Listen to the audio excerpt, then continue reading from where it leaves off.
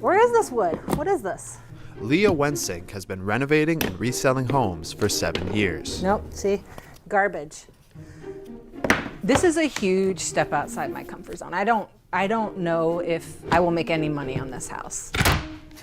The house she's working on is located here in East Tennessee. This is definitely the most I've ever paid for a flip. Does that have you worried?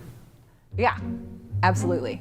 And I love them so much because they're lightweight. Wensink says she bought this home for around $170,000 and spent another 30 grand renovating it, with more expenses to come. It should fit. She said she won't list it for less than $350,000. I am very worried about being able to sell the house for what I need in order to compensate for my time.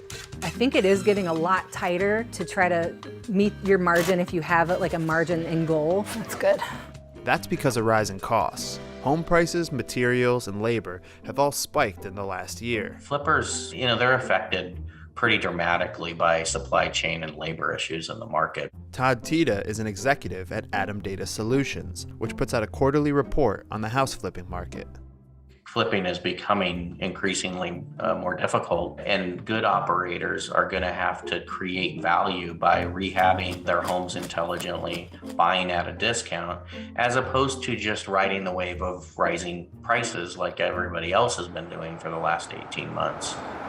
Wensink says working in a smaller community gives her an advantage. Coming to a smaller town allows me to feel like I'm not so competitive with everyone. I'm hoping that there's not going to be a ton of people coming in and trying to take over and just buying every house and flipping it. Thank you, ma'am. I don't think for me it would be possible to flip a house in Nashville. I just don't think I have the capital. I don't think I'd have the resources or ability to compete. I just don't think it's possible. So here in Nashville, I'd say that there's a really high number of flips. Matt Eden flips houses part-time in Madison, Tennessee, a Nashville suburb. My first flip was only a little over a year ago, and I definitely learned a ton through that process.